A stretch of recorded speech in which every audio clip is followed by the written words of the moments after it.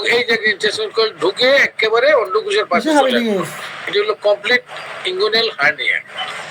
আমি যেটা বলছিলাম যে এই যে আমাদের চিকিৎসক, উনি একজন সম্মানিত চিকিৎসক, আমি ওনার চিকিৎসা করিনি, ওনাকে বললাম যে আপনি আর হোমিওপ্যাথি আর করবেন না, আপনি এনাফ হোমিওপ্যাথি করছেন, করে এখন একদম বিশাল বড়, মানে একদম ফুটবলের মতন হয়ে গেছে প্রায়।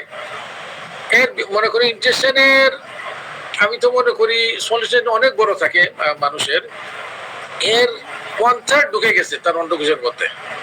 এবং আমি বললাম যে এগুলা জট লেগে যাবে, এটাকে বলে স্ট্রেঙ্গুলেশন হয়ে যাওয়া, তাই হলে কিন্তু পুরো জিনিসটা আপনার গ্যাংগ্রিনাস হয়ে যাবে, এখানে ব্লাড সাপ্লাই বন্ধ হয়ে গিয়ে, এবং তখন একটা ডিজাস্টার। অপারেশন তো করবেই তখন, এবং তার মানে জান নিয়ে টানাটানি হবে আর কি। উনি আমার কথা বিশ্বাস করলে, ওনাকে হয়তো বিশ্বাস করতেন না, এবং আমি ওনাকে ব্যবস্থা করে দিলাম একদম খুব সহজ অপারেশন, এবং হি ওয়াজ অলরাইট এবং still now he is living. তো এই জন্য কিছু কিছু ক্ষেত্রে আপনি বুঝবেন যে একটা বয়স্ক লোক, 75 বছর বয়স, তার শরীর একদম মাংসপেশি রিল্যাক্স হয়ে গেছে, এবং দীর্ঘদিন হয়েছে চিকিৎসা করে আসছে, কোনো কাজ হয়নি, আপনি আর কত, এখন কি তাকে আপনি ইনটেনশন অবস্ট্রাকশন করতে দেবেন? তো এই জন্য এখানে অপারেশনের ডিসিশন নেওয়া হলো। আচ্ছা, এখন আমরা আসি ইউরিনারি সিস্টেম, মূত্রতন্ত্রে এর অনেকগুলা ডিজিজ কন্ডিশন আছে, ওই যেখানে আমাদেরকে অভিজ্ঞতা এবং জ্ঞান দিয়ে এটাকে বিচার করতে, যে এটা হোমিওপ্যাথি করা যাবে কি করা যাবে না, আমরা একটু বিচার করি। প্রথমে আমরা আসি পাথরের বেলা, ইউরিনারি ক্যালকুলাই। ইউরিনারি ক্যালকুলাই বা পাথর কোথায় কোথায় থাকতে পারে? এটা হলো কিডনিতে থাকতে পারে, রেনাল স্টোন বা রেনাল ক্যালকুলাই। এটা ইউরেটারে থাকতে পারে, ইউরেটারি ক্যালকুলাই। আমি ছবি দেখাই, এই যে মনে করেন একদম কিডনির মধ্যে থাকতে পারে, এটা বলে রেনাল ক্যালকুলাই। ইউরেটারের মধ্যে থাকতে পারে, বলে এটারে ইউরেটারি ক্যালকুলাই। আবার একেবারে ব্লাডারের মধ্যে থাকতে পারে, এটাকে বলে ভেসিকেল ক্যালকুলাই। এটা আবার একদম প্রস্টেটের ভিতর ঢুকে যেতে পারে, এটা প্রস্টেটিক ক্যালকুলাই। কাজে পাথর বিভিন্ন জায়গায় থাকে, এখানে এখানে এখানে। এখন আপনার কাছে কেস আসলো, বেশিরভাগ ক্ষেত্রেই আসে রেনাল ক্যালকুলাই, কিডনির মধ্যে পাথর, এই কেস নিয়ে। আমার মতে যারা হোমিওপ্যাথিক চিকিৎসক বিভিন্ন ধরনের পাথরের চিকিৎসা করেন, ইউরিনারি ক্যালকুলাই সবচেয়ে সহজ, এটা তাড়াতাড়ি বের হয়ে যায়। তাড়াতাড়ি বের হওয়ার একটা কারণ হলো, নিজেই দেখেন, এটা সারফেসের খুব কাছে থাকে। কিডনি থেকে পাথরটা সরাসরি এই নালি দিয়ে আপনার ইউরিনারি ব্লাডারে চলে আসে। ইউরিনারি ব্লাডারে চলে আসলে যেহেতু এতই ছোট যে ইউরেটার দিয়ে আসছে, কাজে ইউরিনারি ব্লাডার থেকে ইউরেটার বের হতে আর বেশি দেরি হয় না, কাজেটা তাড়াতাড়ি বের হয়, এবং আমি মনে করি অপেক্ষাকৃত সহজ। কাজে এর প্রাইমারি চিকিৎসা অবশ্যই হোমিওপ্যাথি। হোমিওপ্যাথি চিকিৎসা করলে আপনি রেনাল, ইউরেটারিক, ভেসিকেল সবগুলি বের করতে পারবেন। এখন কত হলো এক্সেপশন, যে যদি ক্যালকুলাইটা ছোট না হয়ে বিশাল ধরনের, এই দেখাচ্ছি আমি এই যে ধরেন, এই যে দেখেন বিশাল বড়, যে একদম আদা রসুন, যে আদার মতো একদম পুরো, এই দেখেন বাম দিকের এক্সট্রাটার মধ্যে পুরা কিডনিটাই ভরে আছে এই যে স্টোন দ্বারা। এখন এই স্টোন আপনি ওষুধ দিয়ে ভালো করার আগে পুরা কিডনি নষ্ট হয়ে যাবে। আমি থিওরিটিক্যালি ধরলাম যে ওষুধ আপনি গলাই ফেলবেন, একদম ওই গলার আগে তার কিডনি শেষ, কিডনি নষ্ট হয়ে যাবে পুরাটাই। এবং এটা যদি বাইলেটারাল হয়, তাহলে সে একদম কিডনি ফেলারে চলে যাবে। এই জন্য এত বড় কিডনি স্টোন, এটা আমরা হোমিওপ্যাথিক চিকিৎসার দ্বারে দেওয়া যাবো না। আনিমেনও না করছেন, দেখো অর্গাননে আছে, এটার উদাহরণ আমরা দেখাবো। একে অর্গাননে বলে দিচ্ছেন যে স্টেক হর্ন ক্যালকুলাই হলে সার্জারির শরণাপন্ন হবেন আপনি। এবং সার্জারি যখন সহজ, দেখেন এই পাথরটাকে, এটাকে বলে লিথোট্রিপসি। রোগীকে বিছানার মধ্যে শুয়ে, টেবিলে শুয়ে, তার কিডনির ভিতর দিয়ে একটা শক ওয়েভ, একটা বিশাল একটা আওয়াজ, কিন্তু শোনা যাবে না, এটা আল্ট্রাসাউন্ড, একটা আওয়াজ পাস করে দিবে। এই আওয়াজে পাথরটাকে পুরা গুঁড়া করে ফেলবে। তারপর পেশাবের রাস্তা দিয়ে আপনার ক্যাথেটার ঢুকিয়ে পানি দিয়ে ফ্লাশ করে, স্যালাইন দিয়ে ফ্লাশ করে এইগুলোকে বের করে নিয়ে আসবে।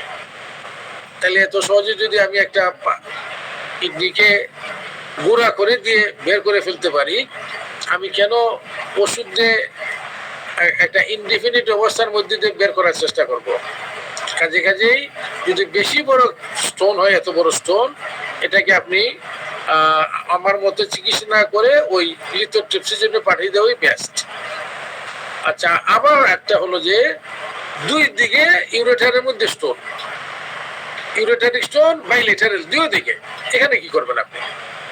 আচ্ছা দেখেন, এখানে যদি আপনি এই যে ইউরেটারের মাঝে স্টোনটা হলো, এর ফলে হবেটা কি, কিডনি প্রস্তাব তৈরি করতেছে, কিন্তু প্রস্তাব কিন্তু ব্লাডের আর আসতে পারবে না, এটা এখানে জমতে থাকবে, এবং এটাকে বলে তখন হাইড্রো ইউরেটার। হাইড্রো ইউরেটার হয়ে হয়ে হবে হাইড্রোনেফ্রোসিস, হয়ে হয়ে এই ব্লাড প্রেসারে পুরা কিডনিটাকে নষ্ট করে দিবে, একদম পুরা কিডনিকে ফাইব্রোস করে দিবে, নষ্ট হয়ে যাবে। তাহলে রোগীটা একদিকে যদি হয় তাহলে তো বেঁচে যাবে, বিকজ আরেকটা কিডনি আছে, কিন্তু সেটা যদি বাইলেটারাল হয়, এখানে একটা স্টোন, এখানে একটা স্টোন, এই অবস্থা যদি আসে, আমার মতে এখানে খুব প্রজ্ঞার পরিচয় দেওয়া উচিত যে আপনি খুব অল্প সময় নেবেন। এখানে সাথে সাথে সার্জারি পাঠিয়ে দেবে এই কথা আমি বলবো না, যেন 2 সপ্তাহ টাইম, এর বেশি না, কারণ কিডনি বেশি দিন সহ্য করবে না, নষ্ট হয়ে যাবে। 2 থেকে ম্যাক্সিমাম ধরেন 3 সপ্তাহ, এই সময়ের মধ্যে যদি পাথর না বের হয়, তাইলে তাকে আপনি ইউরোলজিস্টের কাছেই পাঠাবেন, অথবা কিডনি নষ্ট হয়ে যাবে, রিস্ক থেকে যাবে। আবার দেখা যায় যে আমরা অনেক সময় রোগীকে ওষুধ দেই, বলি যে 1 মাসের ওষুধ দিলাম বা 3 সপ্তাহের ওষুধ দিলাম, আশা করি স্টোনটা বের হয়ে যাবে, আপনি ঠিক মতো খাবেন। দেখা গেলো 1 সপ্তাহ পরে রোগী আসে একদম পাথর নিয়ে, যে পাথর বের হয়ে গেছে। তো যেহেতু এইরকম ফলাফল হয় আমাদের হোমিওপ্যাথিক চিকিৎসা, এই জন্য বলছি যদি বাইলেটারাল ইউরেটারি স্টোনও থাকে, আপনি ফর লিমিটেড পিরিয়ড, সে 2 সপ্তাহের জন্য আপনি তাকে ওষুধ দিয়ে দেখতে পারেন। যদি ক্লিয়ার কাট ইন্ডিকেশন থাকে, মনে করেন দেখলেন সারসাপেরিলার লক্ষণ আছে, দেখলেন বারবিরিসের লক্ষণ আছে, ক্লিয়ার কাট তার ব্যথাটা এখান থেকে একদম নিচের দিকে যায়, একদম প্রস্রাবের রাস্তার দিকে ধাবিত হয়, এরকম ক্লিয়ার কাট লক্ষণ আপনি দিয়ে দেখতে পারেন। কিন্তু আপনি বেশি তাকে ঝোলাবেন না, তাকে 2-3 মাস থেকে দিলে তো পুরো কিডনি নষ্ট হয়ে যাবে। এই জন্য এই যে এটা হলো সীমারেখা, আপনি 2 সপ্তাহ ম্যাক্সিমাম 3 সপ্তাহ, এরপরে আলট্রাসোনোগ্রাফি করবেন। পাথর রয়ে গেছে, বাস ইউর হ্যান্ডস আর অফ, আর ধরবেন না, তাহলে রোগীর ক্ষতি করবেন আপনি। আচ্ছা, তাহলে আমরা যাই, নেক্সট যাই, পাথর গেল, এখন আসি আমরা কনজেনিটাল ডিফর্মিটি, জন্মগত কিডনির বৈকল্য। কিডনির মাঝে অনেক বৈকল্য থাকে, আমি তো পাই, নিশ্চয়ই আমাদের অন্যান্য হোমিওপ্যাথির কাছে এইসব কেস যায়। এখানে আপনি কি করবেন? এখানে ডিসিশন নিতে হবে আপনাকে, কি কি হতে পারে। তার এই ডিফর্মিটি তো হতে পারে কিডনির মধ্যে, কিডনির পেলভিসের মধ্যে, ইউরেটারের মধ্যে, ব্লাডারের মধ্যে, পেনিসের মধ্যে। এখানে হলে আপনি কি করবেন? এখানে মোস্টলি সার্জিক্যাল রিপেয়ার, হোমিওপ্যাথি করার সুযোগ এখানে কম। আমরা একটু দেখাই আপনাকে কেন কম দেখাই।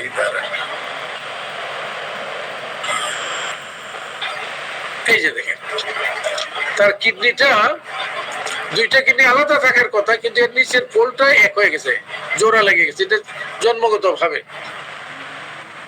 এখানেও যদি দেখা যায় রোগীর কোনো লক্ষণ না হয়, তাহলে সাধারণত এটিকে অপারেশন করে না ইউরোলজিস্টরা। আর যদি বেশি বেশি লক্ষণ হয়, তার ক্রনিক ইউটিআই যাচ্ছেই না, ইউরিনারি ইনফেকশন, এবং এখানে পাথর বেশি হওয়ার বেশি সম্ভাবনা থাকে, তখন এটাকে কেটে 2 ভাগ করে দেয়। আবার দেখেন, কিডনি একটা তো তার জায়গায় আছে, আরেকটা কোথায় গেছে, এই যে নিচে চলে গেছে। দেখেন এখানেও সাধারণত ইউরোলজিস্ট অপারেশন করে না, আনলেস যদি কোনো কমপ্লিকেশন হয়। এখানে আমরা হোমিওপ্যাথিক ওষুধ দেওয়ার কোনো কি করবেন না, হোমিওপ্যাথিক ওষুধে এটা উপরে উঠবে, নো, নেভার। হোমিওপ্যাথিক ওষুধে এটা কি কেটে যাবে, নো। কাজে এখানে ভান করে লাভ নাই। রোগী যদি আসে, আমরা বলি যে না, এখানে আমার কিছু করার নেই, তবে একটা করতে পারি আমি, হ্যাঁ, যদি তোমার ক্রনিক ইনফেকশন হচ্ছে, বারে বারে হচ্ছে, এখানে আমার হোমিওপ্যাথিক ওষুধ দেওয়ার স্কোপ রয়ে গেছে। এখানে আমি ধরেন এটা একটা, এমন যদি ওইটা একটা সিভিলিটি কেস, আমরা মায়াজম যদি ধরি, তার জন্মগত বৈকল্য এবং তার একটা মানে ক্রনিক একটা দুরবস্থা হচ্ছে এখানে, কাজে এখানে ওই লক্ষণের চিকিৎসা দিবেন, কিন্তু এটাকে আলাদা করা যাবে না। আরো আমরা একটু দেখি, এই যে ধরেন এখানে আছে, আচ্ছা এটা তো পরে আসি, আমরা পরে আসি, পরে আমরা সরি সরি আমরা তাহলে কনজেনিটাল ডিফর্মিটি যদি হয়, এখানে ওষুধ বেশি কিছু করার নেই আমাদের, এখানে সার্জিক্যাল রিপেয়ারই করতে হয়। আরেকটা অবস্থা আছে, এখানে আমাদের অনেক কিছু করার আছে, এটাকে বলে স্ট্রিকচার ইউরেথ্রা।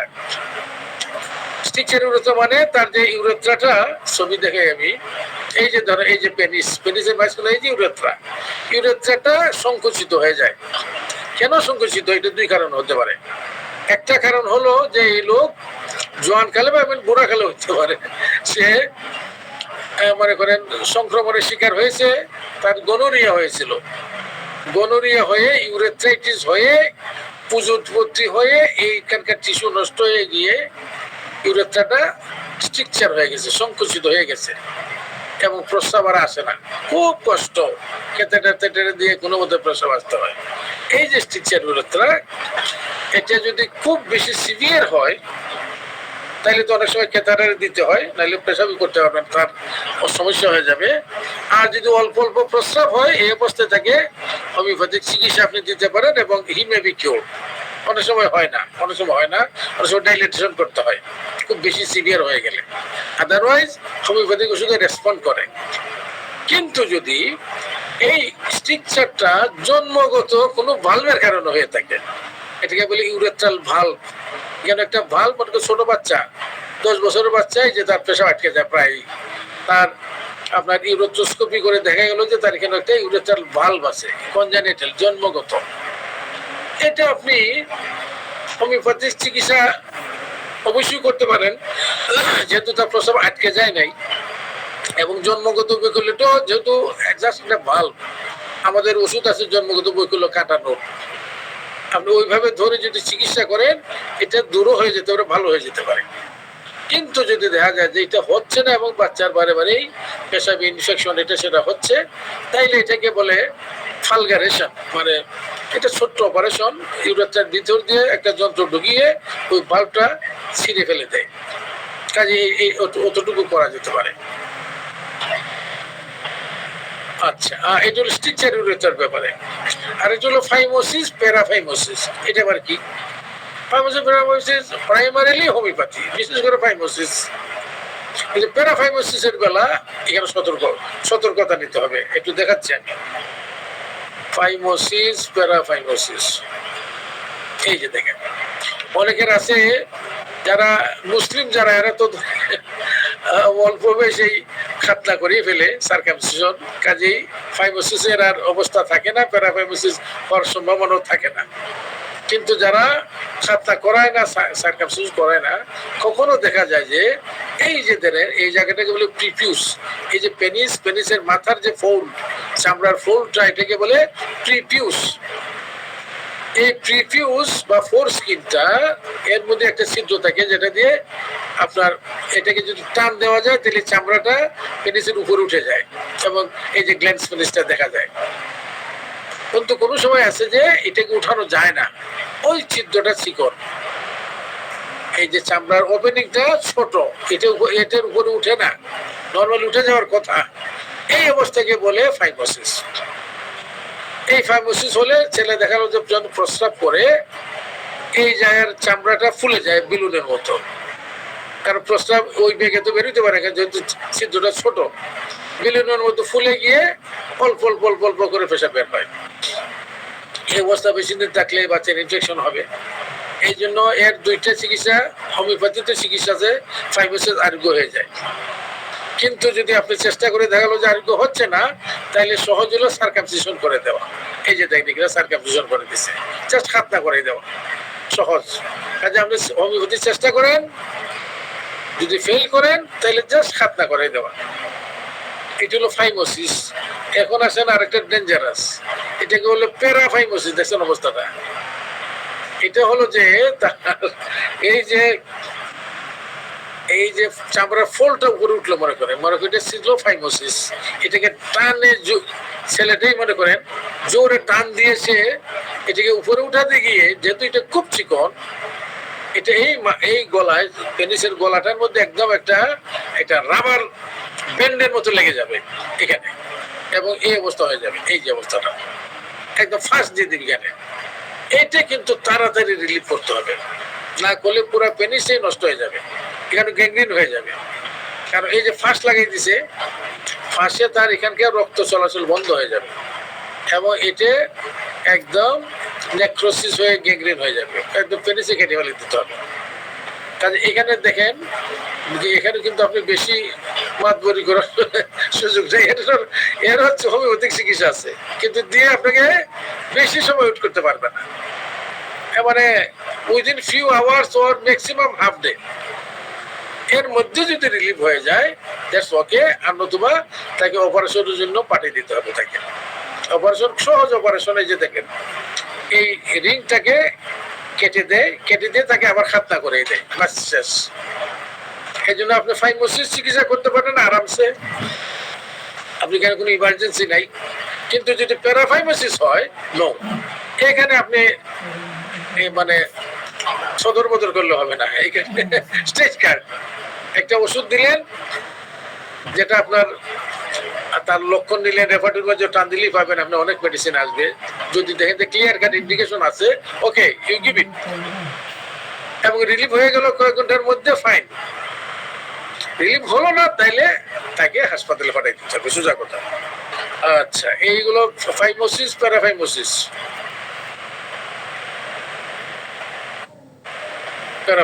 আবার আসি আমরা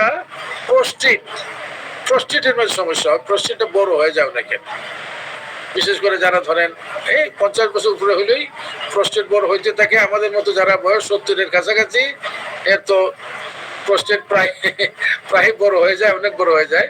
প্রস্টেটের নর্মাল, এটা মনে রাখবেন, নর্মাল ভলিউম হলো 20 সিসি, 20 সিসি।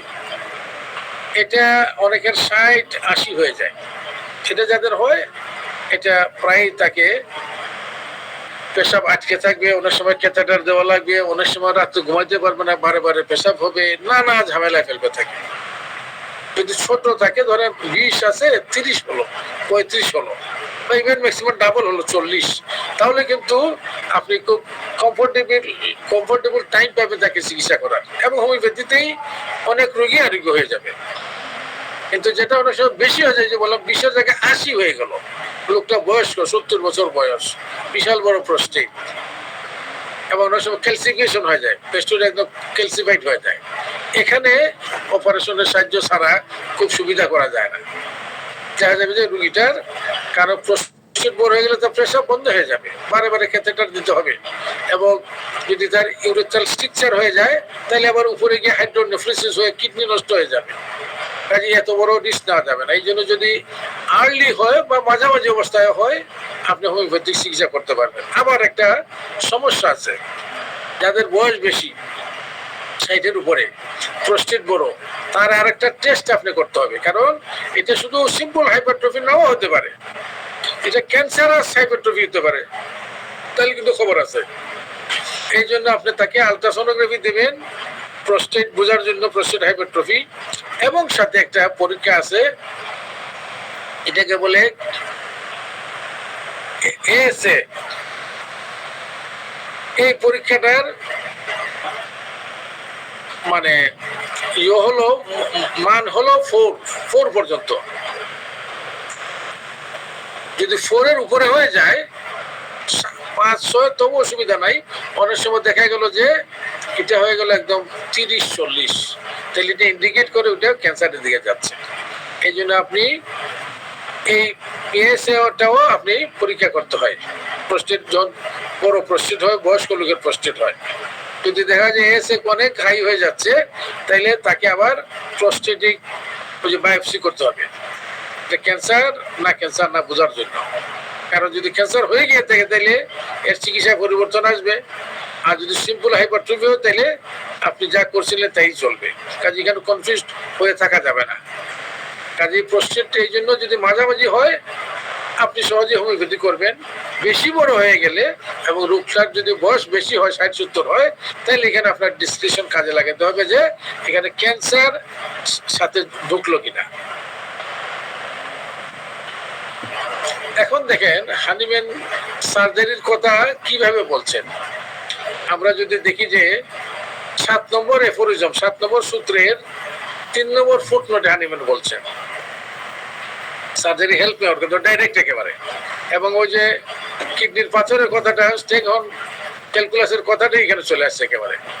তিনি বলছেন Hahnemann in taking occasional help of surgery, যে সার্জারির মাঝে মাঝে সাহায্য নেওয়ার প্রশ্নে হানিম্যান বলছেন now in a disease from which no manifest exciting or maintaining cause has to be remove.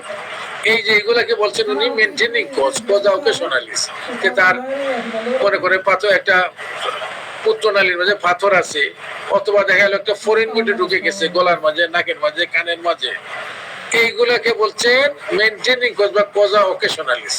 এইগুলাকে বের করে দিতে হবে, has to B removed. Hahnemann বলছেন কি কি জিনিস উনি এক্সাম্পল দিয়েছেন, extract foreign substance that may have got into the orifices of the body, যেটা শরীরের বিভিন্ন নালীর মাঝে ঢুকে গেছে। কোথায়? নাকের মধ্যে ঢুকে গেছে, ইসোফেগাসে ঢুকে গেছে, গলনালীতে, কানের মধ্যে ঢুকে গেছে, মূত্র নালীর মধ্যে ঢুকে গেছে, রেকটামে ঢুকে গেছে, ভ্যাজাইনে ঢুকে গেছে। তাইলে এখানে আপনি সার্জারির হেল্প নেবেন।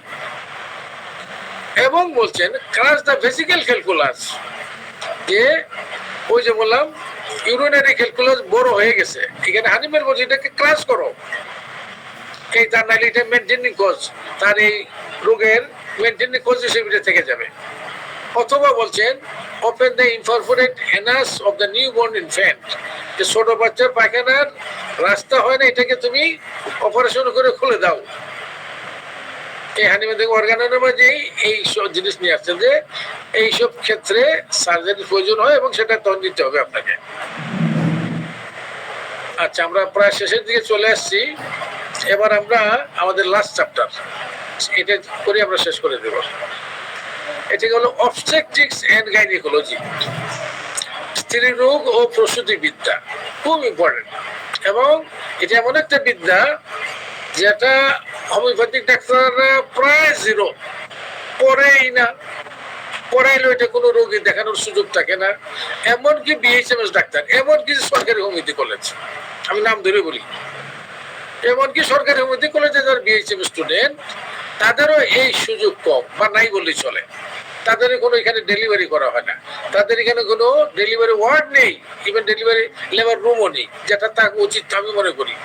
সরকারি হাসপাতাল, সরকারের সমস্ত ব্যবস্থাপনা আছে, এখানে এফসিপিএস গাইনোকোলজিস্ট এখানে অ্যাপয়েন্টেড। তা আপনি আপনি আপনি লেবার রুম কেন করবেন না, এখানে ডেলিভারি রুগী কেন ডেলিভারি করবেন না? এই যে ডাক্তাররা এই সাবজেক্টটা শিখছে, অবস্টেট্রিক্স গাইনোকোলজি, ওরা আপনার সরকারি চাকরি পেয়ে উপজেলাতে যাবে, ওইখানে গিয়ে তো ডেলিভারি কেস আসবে, সেগুলো কিভাবে ডিল করবে? এখানে যেমন বিএইচএমএস এর অবস্থা, ডিএইচএমএস এর তো অবস্থা বুঝতেই পারছেন, অথচ এই কেসগুলো কিন্তু আপনার কাছে আসবে। বা অনেক সময় হয়তো লোকেরা মনে করে হোমিওপ্যাথিক ডাক্তার তো আর তার ডেলিভারি তো আর বুঝবে না, হয়তো সে আসলোই না, সে অন্য জায়গায় চলে যাবে। কিন্তু দেখেন আমরা হোমিওপ্যাথি হিসাবে কিন্তু এই সাবজেক্টটাও আমরা মেডিকের মতো সার্জারিও আমাদেরকে পড়ানো হয়, প্র্যাকটিসও মেডিসিন পড়ানো হয়, এই যে অপশন গাইনোকোলজির জন্য পড়ানো হয়, কিন্তু ওই যে পড়ানোর মতো পড়া না। কাজীর গরু খেতাবি আছে, গোয়ালে নেই, নতুবা এটা একটা ইম্পর্টেন্ট সাবজেক্ট। এবং দেখবেন যে আপনি হোমিওপ্যাথিক ডাক্তাররা এই আগে 150 বছর আগে হানিম্যান মেডিকেল কলেজে বিশাল বিশাল অবস্টেট্রিক্সের হোমিওপ্যাথিক প্রফেসর ছিলেন, গাইনির হোমিওপ্যাথিক প্রফেসর ছিলেন, ডক্টর এইচ গারেন্সি, বিশাল বড় হোমিওপ্যাথ, হেরিং এর বন্ধু এবং বিশাল বড় গাইনিকোলজিস্ট, উনি গাইনিকোলজিস্ট প্রফেসর ছিলেন হোমিওপ্যাথিক মেডিকেল কলেজে। তাদের বই আছে, বইগুলো আমরা পড়ছি। তাহলে আমি অবস্থাগুলো দেখি কোথায় আমরা কি করব। এটাকে বলে বিবিএফ, এটা বলে আরবিএফ। মানে কি? বিবিএফ মানে ভেসিকো ভেজাইনাল ফিস্টুলা, আর বিএফ মানে recto vaginal fistula. Vesico vaginal fistula কিভাবে হয় আমি একটু দেখাই। এই যে দেখো, যখন ডেলিভারি হয় একটা বাচ্চা, যদি বাচ্চা এই হলো ইউটারাসটা, আর এখানে এই হলো ব্লাডার, এইটা হলো ইউরিনারি ব্লাডার। এই বাচ্চার মাথাটা যখন এখানে আসে আটকে থাকে, এটাকে বলে অবস্ট্রাক্টেড লেবার, লেবারটা হচ্ছে না। মাথায় কেন আসার আসার নর্মাল নিয়ম হলো আধা ঘন্টার মধ্যে মাথাটা বের হয়ে যেতে হবে, তাহলে সব ঠিক আছে। দেখা গেল এটা যে একদম 4 ঘন্টা ধরে এখানে আটকে আছে, একদিন ধরে আটকে আছে, গ্রামের মাঝে এমন হয়। আমি যখন আরো 43 বছর আগে 81 সালে আমি উপজেলা মেডিকেল অফিসার হয়ে আমি উপজেলা হেলথ কমপ্লেক্সে গিয়েছিলাম, তখন অনেক কেস ডিল করছি আমি নিজে। এইভাবে অবস্ট্রাকটিভ লেবার আসতো, আমরা এগুলো ডেলিভারি করেছি। এখন কত অবস্ট্রাকটিভ লেবারের সবটা আপনি ডেলিভারি করাইতে পারবেন না, কিছু আছে অপারেশন করতে সিজারিয়ান করতে হবে। আবার কিছু কতগুলো বাচ্চা মরে যায়, বাচ্চা মরে গেছে, তাইলে আবার এটা অন্য ব্যাপার, তাইলে তখন এটাকে পারফোরেশন করে ক্লিন পারফোরেশন করে ছোট করে বের করে দিতে হবে। এটার অনেক পদ্ধতি আছে। যাই হোক, যেটা বলতে হচ্ছে যে এই মাথাটা বা এই যে প্রেজেন্টিং পার্টটা যখন আধা ঘন্টার বেশি কেন আটকে গেল, তখন হবেটা কি, এই যে ইউটেরাসের ওয়ালটা, এটা ইউটেরাসের ওয়াল, আর এটা হইলো ব্লাডারের ওয়াল, ইউরোচাল ওয়াল। এই যে ব্লাডার আর ইউটেরাসের দুইটা ওয়াল একত্রে, এটা হলো হাড্ডি, যে পিউবিক বোন। তো দেখেন বাচ্চার মাথা আর পিউবিক বোনের মাঝখানে পড়ে গেছে ইউটেরাসের ওয়াল এবং আপনার ইউরিনারি ব্লাডারের ওয়াল। এই দুইটা লেগে লেগে লেগে লেগে এখানে রক্ত বন্ধ হয়ে গেল, এটা ডিজেনারেট করে পরে নেক্রোসিস হয়ে যাবে। দেখা গেলো বাচ্চাটা হয়তো মরা বাচ্চা বের হইলো 3 দিন পরে, কিন্তু এরপরে এই যে অংশটুকু যেটা চাপের সম্মুখীন হয়েছিল, এটা নেক্রোসিস হয়ে ডিজেনারেট করে এটা পচে পড়ে যাবে, এবং তখন এই ভেজাইনা এবং ইউরিনারি ব্লাডার দুইটার মধ্যে একটা ফিস্টুলা হয়ে যাবে, কানেকশন। এই যে এখানে থেকে কানেকশন হয়ে গেছে, এই যে ভেজাইনা এই হইলো ইউটেরাস, কানেকশন হয়ে গেছে। তখন দেখা যাবে যে এই মহিলার প্রস্রাব ইউরেথ্রাতে বের হচ্ছে না, এই ভেজাইনে বের হতে থাকবে, এবং ভেজাইন মাছগুলো এখানে স্ফিংটার নাই, ফলে সব সময় পেশাব ঝরবে ঝরবে ঝরবে, ওইদিকে বের হবে না। এবং এই মহিলার কাপড় সব সময় দুর্গন্ধ থাকবে, একদম মানে একটা মেসি অবস্থা। এটা হোমিওপ্যাথি, এটা অ্যানাল ফিস্টুলার মতো না, এটা হোমিওপ্যাথি চিকিৎসা ভালো হওয়ার সম্ভাবনা খুব কম। এই জন্য এটাকে হয় রিপেয়ার করার জন্য ইউরোলজিস্টের কাছে, বেশিরভাগ এটা ইউরোলজিস্টরা করেন, কোনো কোনো ক্ষেত্রে খুব ভালো গাইনোকোলজিস্ট হলে তারাও করতে পারেন। এটাকে এই ফিস্টুলাকে রিপেয়ার করে দিতে হয়। এটাকে হলো বেসিকো মানে ব্লাডার, ভেজাইনা হলো ভেজাইনা, বিটুইন ভেজাইনা এবং ইউরিনারি ব্লাডারের মাঝে ফিস্টুলা হয়ে গেল। আবার অন্যদিকে হতে পারে এই মাথা এইদিকে রেকটাল ওয়ালের সাথে ফিস্টুলা হয়ে যেতে পারে, fistula between rectum and vagina. তাইলে হবে কি, ওই রোগীর পায়খানা সব ভেজাই নিতে পারিবে। দেখছেন অবস্থাটা, মেসি অবস্থা। আমার কাছে রোগী আছে রেকটাম ভেজাইনাল ফিস্টুলা, তার পায়খানা বের হয় ভেজাইনা দিয়ে, আরে খুব কষ্ট, খুব খারাপ অবস্থা। এটারও বেটার হলো রিপেয়ার করে দেওয়া, রিপেয়ার করে বন্ধ করে দিলে তার অবস্থা ক্লিয়ার হয়ে গেল। কাজেই আমরা যদি বলি যে বিবিএফ এবং আরবিএফ এর প্রাইমারিলি সার্জারি, আপনি বললেই রোগী সার্জারিতে যায় না, আপনি এখানে কিছু সুযোগ পাবেন। আপনি একটু ট্রাই করে দেখতে পারেন, যদি এটা রিসেন্ট হয়, রিসেন্ট হলে অনেক সময় ফিস্টুলাটা ভালো হয়ে যেতেও পারে। আপনি ট্রাই করে হলো না, দেন সার্জারি। এখন আসি আমরা আরেকটা অবস্থা, একটোপিক প্রেগন্যান্সি। এটা অনেকে বুঝেন কিনা, যারা বুঝেন ভালো, যারা বুঝেন না তাদের জন্য একটু বলছি।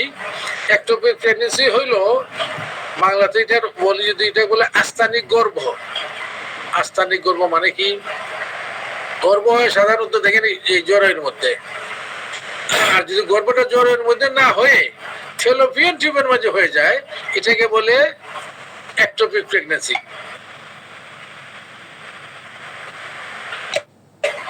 এখন আপনি কি মনে করেন, এই যে একটা টিউব, কত চিকন টিউব, এর মাঝে এই যে প্রেগন্যান্সিটা হলো, এটা কি এত বড় বাচ্চা হবে? কেন, এত ফাইটটা শেষ হয়ে যাবে। এই জন্য এটা বড় জোর 2-3 মাসের পর এটা ফেটে যায়, টিউবটা ফেটে গিয়ে প্রবল রক্ত বেরিয়ে থাকবে, এবং রক্ত বেরিয়ে রক্ততেই রোগী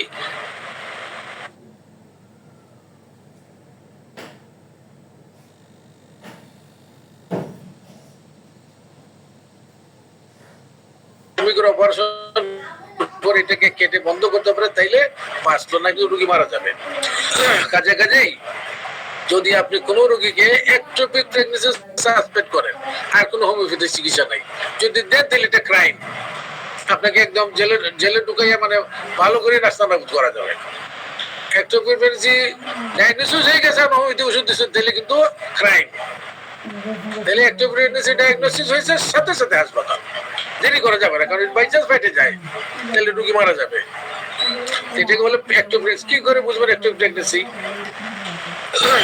এটা দেখেন, আমরা যখন ডাক্তার হয়েছি আরো 1980 সালে, তখন কিন্তু আল্ট্রাসোনোগ্রাফি এত অ্যাভেলেবল ছিল না, তখন ক্লিনিক্যালি ডায়াগনোসিস করতে হতো। তো রোগী কি বলবে আপনাকে? একটা শর্ট পিরিয়ড অফ অ্যামেনোরিয়া বলবে যে আমার এই যে 1.5 মাস থেকে আমার মাসিক বন্ধ, শর্ট পিরিয়ড। 4 মাস বলবে না, 4 মাস তো ফেটে যাবে ওইটা। এটা ইউজুয়ালি আপনাকে 1.5 মাস 2 মাস বলবে, গেল এক। 2 নম্বর বলবে যে আমার ডান বা বাম দিকে যেদিকে একটোপিকটা হয়েছে, যে এখানে একটা তীব্র ব্যথা হয়, হঠাৎ ব্যথা হয়ে ছেড়ে দেয়, আবার আসে ব্যথা, এবং হালকা ব্লিডিং হয় আমার ভেজাইনা দিয়ে। এই 3টা কথা। তার শর্ট পিরিয়ড অফ অ্যামেনোরিয়া, মাসিক বন্ধ আছে 1.5 থেকে 2 মাস, মাঝে মাঝে তীব্র ব্যথা হয় ডান বা বাম দিকে, এবং হালকা রক্ত যায়। এটা হইলে আপনি সাসপেক্ট করবেন একটোপিক প্রেগন্যান্সি। এবং এখন তো সহজ, আমরা আগে ভেজাইনাল এক্সামিনেশন, এব্ডোমিনাল এক্সামিনেশন করে এটা চিন্তা করতাম। এখন আপনি আল্ট্রাসাউন্ডগ্রাফির জন্য পাঠিয়ে দেন, আল্ট্রাসোনোগ্রাফিতে একদম সরাসরি বলবে এটা একটোপিক প্রেগন্যান্সি, তাইলে ওইখান থেকে রোগীকে পাঠিয়ে দেন আপনি হাসপাতালে বা গাইনোকোলজিস্টের কাছে। কাজে এটা ক্লিয়ার কাট, একটোপিক প্রেগন্যান্সিতে নো হোমিওপ্যাথিক ট্রিটমেন্ট, সোজা কথা একদম। আচ্ছা, আরেকটা আসি আমরা, গ্রস সিপিডি বা অবস্ট্রাক্টেড লেবার। এখানে কি করবেন? সিপিডি মানে সেফালোপেলভিক ডিসপ্রপোর্শন, অথবা লেবার অবস্ট্রাক্টেড হয়ে গেছে, এখানে কি করবেন আপনি? এই যে আমি দেখাচ্ছি, এখানে দেখেন, এই যে দেখেন, এই যে হলো বস্তিকোটর, আর এগুলো বাচ্চার মাথা। এখন অনেক সময় হয় কি যে মায়ের বস্তিকোটরটা জন্মগত ভাবেই সরু চিকন, এর স্পেস কম। বাচ্চার মাথা তো মায়ের বস্তিকোটর অনুযায়ী হবে না, হ্যাঁ নর্মালি যা মাথা তাই হবে। তাইলে এটাকে বলে সেফালোপেলভিক ডিসপ্রপোর্শন, বাচ্চার মাথাটা বড়, বস্তিকোটর চিকন। এটা জীবনে ওই দিক দিয়ে ডেলিভারি হবে না, হইলে মরা বাচ্চা হবে, মরিয়া চিকন হয়ে বেরোবে। কাজে এটা যদি গ্রস সিপিডি হয়, গ্রস বলছি, হালকা হলে ট্রায়াল দেওয়া যাবে, গ্রস হইলে সোজা সিজারিয়ান অপারেশন, আর কোনো বিকল্প নাই। এটা খেয়াল রাখতে হবে। আচ্ছা, আর একটা আছে প্লাসেন্টা প্রিভিয়া সেন্ট্রাল। এটা যদি বুঝে বললাম, যেহেতু হোমিওপ্যাথিক কলেজে গুলো পড়ায় না, বোঝার উপায় নাই, তবু আমরা একটু চেষ্টা করি। এই যে দেখেন, এই যে প্লাসেন্টা বা ফুল, গর্ভফুল। সাধারণত গর্ভফুলটা ইউটেরাসের সাইডে হয়, অনেক সময় উপরে হয়, কিন্তু কখনো কখনো এটা নিচের দিকে হইতে থাকে। দেখেন, এই যে দেখেন, ভেজাইনার ইউটেরাসের মুখে সার্ভিক্সের কাছে চলে আসছে, এসে এমনও হতে পারে যে গর্ভফুলটা পুরো সার্ভিক্সের মাঝে হয়ে গেল। এটাকে বলে সেন্ট্রাল প্লাসেন্টা প্রিভিয়া। এই যে দেখেন, এখানে তার গর্ভফুলটা একদম সার্ভিক্সের উপর বসে আছে একেবারে, এটার সেন্ট্রাল প্লাসেন্টা প্রিভিয়া। এটা বাচ্চা হলে বা মা মারা যাবে, কারণ বাচ্চা হতে হতে যখন প্লাসেন্টা বের হয়ে যাবে, আগে প্লাসেন্টা বের হওয়ার কথা পরে, যে প্লাসেন্টা আগে বের হয়ে যাবে, এবং এখান থেকে প্রচুর ব্লিডিং হবে। বাচ্চা বের হওয়ার পরও ব্লিডিং থামবে না, এবং একদম পিপিএইচ হয়ে রোগী মারা যাবে। এই জন্য যদি এটাকে বলে সেন্ট্রাল প্লাসেন্টা প্রিভিয়া হয়, সেন্ট্রাল প্লাসেন্টা, সাইডে হলে হবে না, সাইডে হলে চান্স নেওয়া যায়। এরকম হলে কেমনে বুঝবেন আপনি সেন্ট্রাল প্লাসেন্টা সোজা? আপনার কাছে রোগী আসছে 32 সপ্তাহ 8 মাসের প্রেগনেন্সি, আল্ট্রাসোনোগ্রাফিতে পাঠান, দেখলেন যে এইটা প্লাসেন্টা একদম সার্ভিসের মধ্যে আছে, সেন্ট্রাল প্লাসেন্টা প্রিভিয়া। এখানে কোনো হোমিওপ্যাথিক চিকিৎসাও না, কোনো না, সোজা পাঠাবেন আপনি অবস্টেট্রিশিয়ানের কাছে। হোমিওপ্যাথিক ওষুধ দিয়ে এটা সরে যাবে, এমন আশা করা বৃথা। বরং তার ডেলিভারি স্টার্ট হয়ে গেলে কিন্তু অবস্থা খারাপ আছে, তাহলে রক্ত আর আটকানো যাবে না। কাজে এটাও বুঝতে হবে, সেন্ট্রাল প্লাসেন্টা প্রিভিয়া হলে সার্জারি। এখন আসি আমরা অল্প কয়েকটা, আমার মনে হয় আর 5-6 মিনিট নেবো আমি, শেষ। কনজেনিটাল ডিফর্মিটি আছে অনেক মহিলাদের। গত পরশুদিন আমি একটা পেশেন্ট পেয়েছি, এই যে এটা বাইকনের টুটেনাস, বাচ্চা হচ্ছে না মহিলা। আচ্ছা, তাহলে জরায়ুর কিছু কনজেনিটাল জন্মগত বৈকল্য আছে যার জন্য বাচ্চা হবে না এবং নানা ধরনের সমস্যা হবে। এখানে কি হোমিওপ্যাথি করার কোনো স্কোপ আছে? দেখি আপনার এটা হলো বাইকর্নুয়েট ইউটেরাস। জরায়ুটা এক, আচ্ছা আমি দেখি যে ছবি দেখা যায় কিনা। এই যে মনে করেন জরায়ুটা, এটা দেখেন, এটা জরায়ুর একটা কেভিটি ভিতরে একটা গব্বর। এটা না হয়ে যদি এইটা যদি মাঝখানে ঢুকে যেত, এখানে একটা ওয়াল হয়ে গেলে এটা গেলো বাইকর্নেট, এদিকে একটা ইউটেরাসের অংশ, এইদিকে একটা ইউটেরাসের অংশ, এখানে যদি একটা ওয়াল হয়ে যায় তাহলে কি হবে দেখেন, বাচ্চার জায়গা হবে না। তো বাচ্চা বড় হইলে এত একটা সাইডে বাচ্চা হবে, আর সাইড খালি থাকবে এবং এই ছোট্ট জায়গার মাঝে বাচ্চা অ্যাবর্শন হয়ে যাবে। এই জন্য এটাকে আপনি ওষুধ দিয়ে ভালো করতে পারবেন না, এটা কনজেনিটাল ডিফর্মিটি। এরকম যদি আপনি কেস পান, আলট্রাসোনোগ্রাফি করলে বোঝা যাবে, হিস্টেরোসালফিংগ্রাফি করলে বোঝা। অনেক সময় মনে করেন মহিলারা আসে আমাদের কাছে, বাচ্চা হচ্ছে না বা বাচ্চা নষ্ট হয়ে গেছে, 2-3টা বাচ্চা নষ্ট হয়েছে। আরে কেন নষ্ট হলো? ইনভেস্টিগেশন করতে গিয়ে দেখা গেলো বাইকর্নিয়েট ইউটেরাস, যে দুই দিকে মানে মাঝখানে ভাগ করা, এই যে ঠোঁট কাটার মতো মনে করেন, ঠোঁট কাটা এটি হলো জরায়ু কাটা, দুইটা হয়ে গেছে। এখানে হোমিওপ্যাথিক চিকিৎসা দিয়ে খামাখায় সময় নষ্ট করে লাভ নাই, তাকে অপারেশন করে এটাকে রিপেয়ার করতে হবে। সেপ্টিক ইউটেরাস কি কথা, ইমপারফেক্ট হাইমেন, এটা এটা একটু বলে দিই।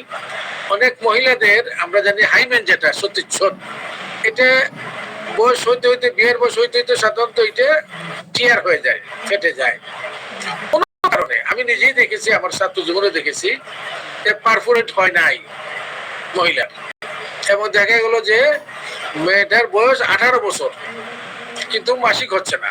মা বাপ একটু দুশ্চিন্তাগ্রস্ত, ও মা, শেষে দেখা গেল পেটের নিচে বিশাল টিউমার। এই টিউমার নিয়ে চিকিৎসা করার জন্য হাসপাতালে নিয়ে আসছে, যে ইয়াং মেয়ে, 18 বছরের মেয়ে, আপনার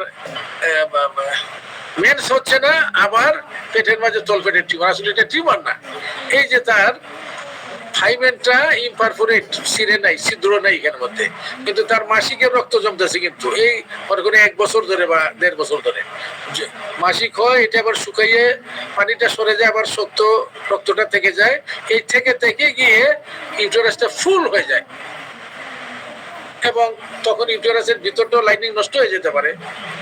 এই কেস নিয়ে আসে হাসপাতালে। এখানেও আমি মনে করি এখানে হোমিওপ্যাথিক চিকিৎসা দেওয়ার দরকার নেই। এটা জাস্ট ছোট্ট একটা অপারেশন করে, অপারেশনও না, জাস্ট চাকু দিয়ে ক্লাস চিহ্নের মতো দুইটা ইনসিশন দিয়ে দেয়, দিলে সমস্ত ফাঁস করে বেরিয়ে যায়। বের হতেই থাকে 2-3 দিন ধরে।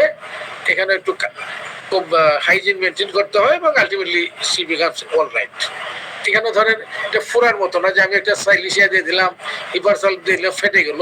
কারণ এখানে আপনি এটা জন্মগত বৈকল্য, তার এই যে এটা ফেটে যাওয়ার কথা, ফাটে নাই। কাজে এখানে জাস্ট একটা ইনসেশন দেওয়াই যথেষ্ট। কাজে এখানে আমি হোমিওপ্যাথিক চিকিৎসার স্কোপ দেখছি না, এটা সার্জিক্যাল এই ইনসেশনটা দেওয়াই দরকার। গেল এটা। আচ্ছা, যেমন চিকিৎসা করা সম্ভব হোমিওপ্যাথি কোন জায়গায়, যদি বেনাইন টিউমার অফ ওভারি এবং ইউটেরাস হয়। আমরা প্রায়ই দেখি, এই যে দেখেন ওভারির মাঝে টিউমার হচ্ছে, ওভারির টিউমার। আবার এই যে দেখেন ওভারির বিশাল টিউমার। এই যে জ্বরের মধ্যে টিউমার, এটা বলে ফাইব্রয়েড। ফাইব্রয়েড 3 ধরনের, একটা বলে সাবসেরাস, একটা বলে সাবমিউকাস, সাবএন্ডোমেট্রিয়াল, একটা বলে ইন্ট্রামিউরাল। মানে এনিওয়ে এই যে টিউমারগুলা, এইগুলার এলোপ্যাথিতে কোনো ওষুধ ও চিকিৎসা নাই, সুধাগত অপারেশন। এখন মনে করেন একটা ইয়াং মেয়ে, বাচ্চা হয় নাই, তার এই অনেকগুলো ফাইব্রয়েড আছে, এখানে এলোপ্যাথি কিচ্ছু করার নাই। অনেকের সময় আছে একটা ধরে ধরে ধরে হয়তো 8টা-10টা ফাইব্রয়েড ফেলে দেয় ওরা, ফেলে দিয়ে অনেক সময় লাভ হয় না, দেখা গেলো যে আবার গজাই যায়।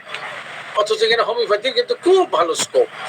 আপনার চিকিৎসাগুলো আমাদের কাছেই অনেক রোগী আর কোয়েশ্চেন নিশ্চয়ই আমাদের অন্যান্য কলিগদের কাছে হয়েছে, এই যে ফাইব্রয়েড ভালো হয়ে যাবে, তার বাচ্চা হয়। ওভারির ক্ষেত্রে তাই, ওভারির সিস্ট টিউমার অহরহই ভালো হোমিওপ্যাথির হাতে। তবে যদি ওভারির টিউমার বেশি বড় হয়ে যায়, অনেক সময় দেখবেন একদম এসআইটিসের মতো বিশাল বড় ওভারিয়ান টিউমার, এইটা আপনি ভালো হওয়া তো সহজ না। এই পানি কত বছর আপনি ভালো করবেন? কাজে যদি বিশাল হয়ে যায় এবং খুব সাসপিশিয়াস ধরনের হয়, এবং আরো একটা সমস্যা থেকে যায় যে আরো বড় হয়ে যায়, এটা টুইস্টেড ওভারিয়ান সিস্ট, ওভারিটা টুইস্ট হয়ে যেতে পারে, পরে এই জায়গা ওই যে অবস্ট্রাক্টেড হার্নিয়ার মতো অবস্থা হয়ে যাবে, এটা গ্যাংগ্রিন হয়ে যেতে পারে। এই জন্য যদি বিশাল ধরনের ওভারিয়ান টিউমার হয় এটা অপারেশন করাই ভালো। যদি ছোট হয় সিস্টিক হয় এটা হোমিওপ্যাথিক চিকিৎসায় আরামে আরামে ভালো হয়। আমার মনে হয় আমরা শেষ করে দিচ্ছি। Benign tumour of the breast, অনেক সময় দেখবেন নিশ্চয়ই আমাদের সবার কাছে আসে, ব্রেস্টের মাঝে নডিউল আছে, ছোট ছোট নোড, ছোট ছোট টিউমার, ফাইব্রোসিস্ট, এগুলো অহরহ হোমিওপ্যাথি চিকিৎসা ভালো হয়, অহরহ। আমি আর বললাম না। এখানে শুধু যদি মনে করেন আপনি মহিলার বয়স বেশি এবং খুব শক্ত টিউমারটা এবং বগলের মাঝে আরো দুইটা গ্ল্যান্ড আছে, এখানে কিন্তু আপনার ক্যান্সার সাসপেক্ট করতে হয়। এখানে হয়তো তার ব্রেস্ট ক্যান্সার, এখানে এফএনএসি করা আমি মনে করি সাজেস্টেবল। কেন? কারণ এটা যদি ক্যান্সার হয় তাহলে এক ধরনের মানে চিকিৎসার গতি অন্যরকম হয়ে যাবে, আর যদি বেনাইন থাকে তাহলে একরকমের কাজে। যদি সাসপিশন থাকে তাহলে suspicion should be removed by FNAC. আর যদি ইয়াং হয় তাহলে করার দরকার নেই, আপনি চিকিৎসা করতে পারেন। কাজে এখানে মোস্টলি হোমিওপ্যাথিক চিকিৎসা শুধু সাসপিশিয়াস কেসে আপনি হেল্প নিতে পারেন, প্যাথোলজির হেল্পটা ডিসাইড করা। এরপর যদি মনে করেন এটা ক্যান্সার, ব্রেস্টের ক্যান্সারই হয়, এটা it is up to you. আপনি যদি যথেষ্ট অভিজ্ঞ থাকেন এরকম কেস চিকিৎসা করে আপনি হোমিওপ্যাথি করতে পারেন। আর যদি আপনার অভিজ্ঞতা কম থাকে এবং রুগীও ধরেন অত কোঅপারেটিভ না, তাহলে বেটার হলে ছেড়ে দেওয়া, অন্যের কাছে ছেড়ে দেওয়া। আমার মনে হয় আমরা এখানে শেষ। আমরা কনফিউশন টানছি 2 মিনিটে। আমরা কি বলতেছি, আমাদের কথা হইলো অনেকগুলা সার্জিক্যাল রোগ বলে কোনো কথা নাই। আমরা বলবো যে তথাকথিত সকল সার্জিক্যাল ডিজিজ। তাই কতগুলো সার্জিক্যাল কেস আছে যেগুলোকে এলোপাথরা সার্জারি মনে করে এবং তারা এটা অপারেশনই করবে। আবার হোমিওপ্যাথি এটাকে সার্জিক্যাল মনে করে না। যেমন মনে করেন আপনি কিডনির পাথর, প্যানক্রিয়াসের পাথর, এই যে কি বলে গোলব্লাডারের পাথর, এটা হলেই এলোপ্যাথিতে কোনো মেডিসিনের চিকিৎসা নেই, অপারেশন। কিন্তু হোমিওপ্যাথরা অন্তত কিছু সংখ্যক কেস হইলেও সে আরোগ্য করে ফেলতে পারে। কাজে এটাকে একদম পিওর সার্জিক্যাল কেস বলা যাবে না। বা মনে কোনো অনেক সময় লাইফোমা হয় শরীরে, সারা শরীরে লাইফোমা হয়, এলোপ্যাথিক কোনো ওষুধ নেই এটাকে ভালো করে। কিন্তু হোমিওপ্যাথিক ডাক্তার তিনি লক্ষণ সাদৃশ্যে এই টিউমারকে ভালো করতে পারেন। হেমোরয়েডস এলোপ্যাথ হইলে এটাকে কেটে ফেলবে, ফিশার হইলেও কাটবে, ফিস্টুলা হইলেও কাটবে, পলিপ হইলেও কাটবে, কিন্তু ডাক্তার এটা কাটবে না, উনি চিকিৎসা দিয়ে ভালো করবেন। কাজে এই কতগুলা কেস যেগুলো আমরা বলি যে আপাত সার্জিক্যাল, এলোপ্যাথির জন্য সার্জিক্যাল, কিন্তু আমরা হোমিওপ্যাথির জন্য এটা সার্জিক্যাল মনে করি না। অ্যাটলিস্ট আমরা হোমিওপ্যাথি দিয়ে টু সাম এক্সটেন্ট আমরা ট্রাই করব। পরে যদি ব্যর্থ হই বা রুগীর দেখা গেল যে ফেভারেবল না, সেটা আমরা তখন সার্জারিতে ছেড়ে দিতে পারি। আবার এট দ্য সেম আরেকটা মনে রাখতে হবে যে কতগুলা কেস রিয়েলি সার্জিক্যাল, এখানে দেরি করা যাবে না, এখানে গড়তুমি করা যাবে না। যেমন যদি আপনার মনে হয় যে গ্যাস্ট্রিক পারফোরেশন হয়ে গেছে, এটা পেপটিক আলসার নাই, পারফোরেশন হয়ে গেছে, ইভেন সাসপেক্টও যদি করেন, তাড়াতাড়ি রোগীকে হাসপাতালে পাঠাতে হবে। এক, অ্যাপেন্ডিসাইটিস করতেছিলেন চিকিৎসা, কিন্তু মনে হলো যেটা বাস্ট হয়ে গেছে, আর আটকানো যাবে না, সাথে সাথে পাঠানো। একটু প্রেগনেন্সি, এই যে একটু আগে বললাম, ডায়াগনোসিস হওয়া মাত্রই পাঠিয়ে দিতে হবে হাসপাতালে, এটা আর হোমিওপ্যাথি ওষুধ দেওয়া যাবে না। সেন্ট্রাল পার্সেন্টটা প্রিভি একটু আগে বললাম, অবশ্যই সার্জারি। বিবিএফ আরবিএফ অবশ্যই সার্জারি। কাজে যেখানে সার্জারি রিয়েল লাগবে এখানে গড়তুমি করা যাবে না। আমরা রোগীর স্বাস্থ্য এবং জীবন আমাদের কাছে মূল্যবান, এখানে সার্জারিতে পাঠিয়ে দেবো। আর যেটা আমরা মনে করি আপাত সার্জিক্যাল, আমরা এখানে চিকিৎসা করব। এই ব্যাপারে হোমিওপ্যাথিক ডাক্তারের প্রজ্ঞা, তার জ্ঞান এবং অভিজ্ঞতা তাকে গাইড করবে। একদম ক্লিয়ার কাট কথা বলা যাবে না। এই যে অভিজ্ঞতা, প্রজ্ঞা এবং তার জ্ঞান তাকে গাইড করবে, এবং তিনি কেস টু কেস তার ডিসিশন ডিফার করতে পারে। এক কেসে এক রকমের ডিসিশন, আর এক কেসের মেরিট অনুযায়ী আরেক ধরনের ডিসিশন আসতেও পারে। তো আমি আশা করি আমাদের এই লেকচারের মাধ্যমে অ্যাটলিস্ট আমাদের কিছু হয়তো যারা এতটা হয়তো এইসব কেস সম্বন্ধে ধারণা ছিল না বা কম ছিল, কিছুটা হলেও তাদের আই ওপেনিং হবে, এবং আমরা আরো ফার্দার ডিসকাশনের মাধ্যমে এই ব্যাপারে আমাদের জ্ঞান অভিজ্ঞতা সমৃদ্ধ হবে, এই আশা ব্যক্ত করে আমি এখানে শেষ করছি। আপনাদেরকে ধন্যবাদ। আমাদের এই যান্ত্রিক গোলযোগ সত্ত্বেও আপনারা অনেকেই এই লেকচারটা দীর্ঘ সময় ধরে শুনছেন। আমরা আশা করি আমাদের যান্ত্রিক সমস্যা আমরা অচিরেই মুক্ত হয়ে যাব এবং আপনাদেরকে আরো ভালো ক্লাস আমরা উপহার দিতে পারবো। এমন সামনে আমাদের একটা পেড ক্লাস আছে আমাদের ক্লিনিক্যাল এক্সামিনেশনের, এটাও আমরা ঘোষণা করতে পারবো হয়তো অদূর ভবিষ্যতে। এই সংগঠনে আমি একটু বলে রাখি, সামনের বুধবারে আমি থাকবো না, আমি আমার বাড়িতে যাব, কিন্তু সামনের বুধবারে ক্লাসটা হবে না, এরপরের বুধবারে ক্লাসটা হবে। আমি এখানে শেষ করছি।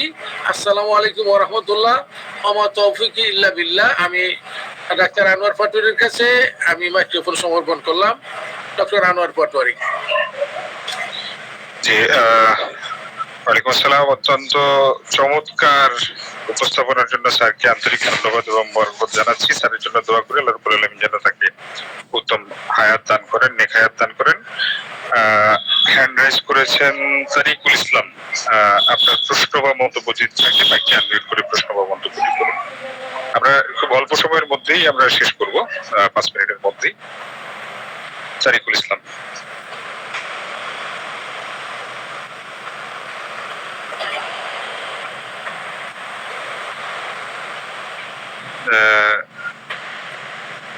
জি বলেন। গাজী খাইরুল। তারিকুল ইসলামের কোনো রেসপন্স পাচ্ছি না। গাজী খাইরুল। মনিরউদ্দিন। জি আসসালামু আলাইকুম স্যার। অ্যাড্রেস অনেকেই করছেন। ওয়ালাইকুম আসসালাম। কি বলছিলেন, নামটা বলুন। জি আমি স্যার আসসালামু আলাইকুম। জি জি। আচ্ছা মনিরউদ্দিন আগে বলেন, তারপরে অন্যজন বলেন। হ্যাঁ জি স্যার, আসলে আমি অনেকগুলো ক্লাস করতে পারি না স্কাইপের কারণে। আসলে আমার অনেক জানার ত্রুটি বা আমি অনেক চেষ্টা করছি ক্লাসে, হয়তো জুমের কারণে আমার ক্লাসটা করতে সহজ হয়েছে বা আমাদের সাথে অনেকেই ক্লাস আছেন। আশা করি পরবর্তী ক্লাসটাও আপনারা যদি নেবেন। আর এই ক্লাসগুলি আমরা পরবর্তী থেকে কিভাবে পাবো বা কোনো কি দিয়ে হলেও যে এটা আমরা কিছু মানে ভবিষ্যতের জন্য আমরা ডাউনলোড করে রাখতে পারবো কিনা বা আমাদের ইমেল রাখতে পারবো কিনা, এরকম কোনো সুযোগ যদি থাকে আপনারা একটু আমাদেরকে ইনস্ট্রাকশন দেবেন। আর আশা করি যে স্যার যে ক্লাসগুলো নিয়েছেন এটা অসাধারণ, কারণ এটার বিকল্প নাই। আমাদের জ্ঞানের যে অপ্রতুলতা, আমাদের জানার যে খুব সংকোচ বা আমরা জানি না বলে কিছুই জানি না, আমাদের ক্লাস করলে পরে মনে হয় যে না আমরা কিছুই জানি না, আমাদের আরো অনেক কিছু জানার প্রয়োজন, আরো অনেক কিছু জানার প্রয়োজন। আমরা মাত্র জ্ঞানের যে প্রবেশ করছি, জাস্ট লাইক এ লার্নার। স্যারের দীর্ঘ হায়াত কামনা করে আমি আমার বক্তব্য শেষ করছি। আসসালামু আলাইকুম। ধন্যবাদ, ধন্যবাদ আপনাকে। আর কেউ? জি আসসালাম স্যার, আমি পিরোজপুর থেকে গাজী। স্যার অসাধারণ ক্লাস হয়েছে, এরকম ক্লাস আমরা সবসময় চাই আপনার কাছে। আর আগামী 19 তারিখে স্যার আপনি বোধহয় বরিশালে আসতে যাচ্ছেন, এই বিষয়টা সম্পর্কে যদি স্যার একটু কিছু বলতেন। না, বরিশালে আমি যাচ্ছি না, বরিশালে আমি থাকবো না, আপনারা অনুষ্ঠান করবেন, আমি আমার ব্যক্তিগত কারণে যাচ্ছি না। ধন্যবাদ। ধন্যবাদ স্যার। আসসালামু আলাইকুম স্যার। হ্যালো। ওয়ালাইকুম সালাম। স্যার আজকে তো অনেক কিছু যেগুলো জানতাম না মোটামুটি জানলাম। অনেক কঠিন লাগলো আর কি, যে এগুলো জানা দরকার আমাদের। তো স্যার আপনি একটা পোস্ট দিয়েছিলেন প্র্যাকটিস অফ মেডিসিন, আরো কিছু বই লিখবেন রেপার্টরিকে ভালো করার জন্য। তো প্র্যাকটিস অফ মেডিসিনে যদি আপনি এইগুলা যদি ওখানে লেখেন তা আমাদের সুবিধা হবে আর কি, যে কোনগুলা সার্জারি করতে হবে, কোনগুলা সার্জারি করতে পারবো।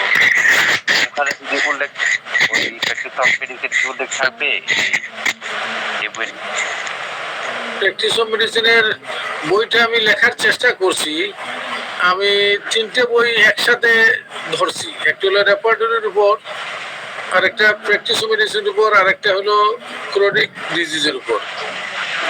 যদি আমি সময় লাগবে, প্র্যাকটিস অফ মেডিসিনের বইটা অনেক বড়, প্রায় 1000 পৃষ্ঠার মতো হবে, এবং এটা আমি মনে করি একটা খুবই ভালো বই হবে হোমিওপ্যাথিক ডাক্তারদের জন্য। এখন যদি আমি আমার হায়াত বেঁচে থাকি আর শেষ করতে পারি, তাহলে তো এটা অবশ্যই একটা ভালো বই আপনারা পাবেন। দোয়া করেন আমার জন্য। সালাম আলাইকুম। মানে যে জায়গায় আমরা সার্জারি করতে পারবো বা পারবো না এইসব জিনিস একটু উল্লেখ করবেন, বা আমরা আজকে যেভাবে লেকচার দিলেন ওই এখানে থাকবে? হ্যাঁ, প্র্যাকটিস মেডিসিন যেভাবে গত মানে যেটা কি বলে এটা একটা গতানুগতিক যে বই এইগুলো হবে না। আমার বইটা এটা আপনার যেহেতু আমি হোমিওপ্যাথিক দৃষ্টিভঙ্গিতে লিখবো, প্র্যাকটিস মেডিসিনের বইয়ে সাধারণত হোমিওপ্যাথিক যে পজেশন, হোমিওপ্যাথিক পজেশনটা চিন্তা করা হয় না। যেমন হাইপার টেনশন, এখানে হোমিওপ্যাথিক দৃষ্টিভঙ্গি থেকে এর কারণ কি, হাইপারটেনশন কেন হয়, এটা আপনি কোনো বই পাবেন না। আমি এইগুলা এখানে আলোচনা করছি। বা আমরা করে ব্রঙ্কিয়াল অ্যাজমা, এর যে কারণ তত্ত্বটা, এটা হোমিওপ্যাথিক কারণ তত্ত্বর বলা প্র্যাকটিস মেডিসিন আপনি প্রায় পাবেনই না। তা এই জন্য বইটা আমি মনে করি হোমিওপ্যাথদের জন্য একটা খুবই ভালো বই হবে, যদি আমি আল্লাহ চাই তো আমি যদি কমপ্লিট করতে পারি। দোয়া করবেন। সালাম আলাইকুম।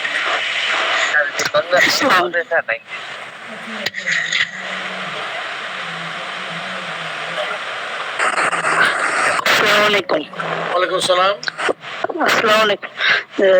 আমি জানতে চাচ্ছিলাম কি, আমরা গত যে ক্লাসটা এসকেপিতে করেছিলাম, এটা আমরা কি আমাদের হচ্ছে কোন পেজে বা কিভাবে পাবো এটা? এই ক্লাসটা কি আসলে আমাদের হচ্ছে হোমিওপ্যাথিক বা বাংলাদেশ হোমিওপ্যাথিক পরিষদের এই পেজে কি দেওয়া হয়েছে কিনা, এটা স্যারের কাছে একটা প্রশ্ন ছিল।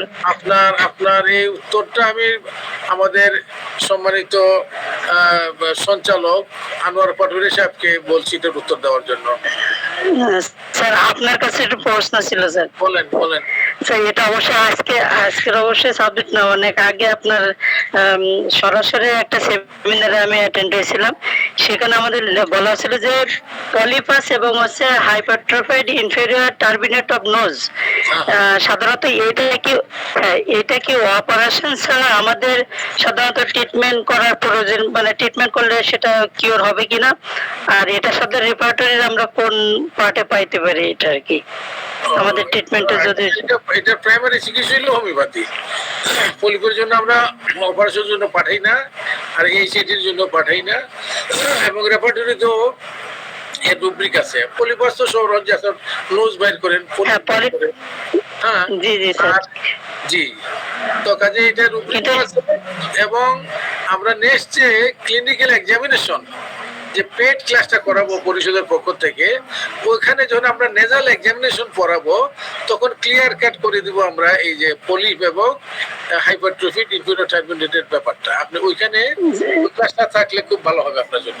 ওকে, ধন্যবাদ। ঠিক আছে স্যার। কিন্তু স্যার এটা কি এখন রিপোর্টারের কোন অংশের সাথে hypertrophy inferior turbinate of nose, এটা রিপোর্টারের একদম এইভাবে নেই, এইভাবে রেপার্টরিতে নেই। আপনি ওইটা আচ্ছা আচ্ছা একটু আলাদাভাবে ধরতে হবে, যেমন নেজাল অবস্ট্রাকশন, মাউথ ব্রিদিং, ওইভাবে যেতে হবে। কনজেশন অফ দ্য নোজ, আপনার ইনফ্লামেশন নোজ, এইভাবে যেতে হবে। এটা থ্যাংক ইউ স্যার। ধন্যবাদ। স্যার আমার একটু জানার ছিল স্যার। হ্যালো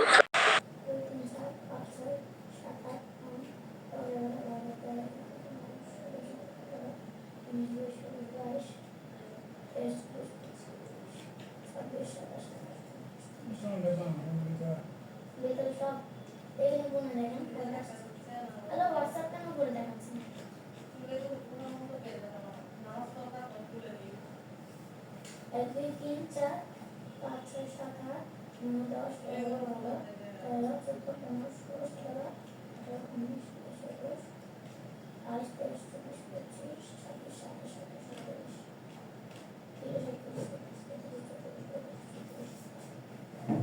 উনত্রিশ 30 31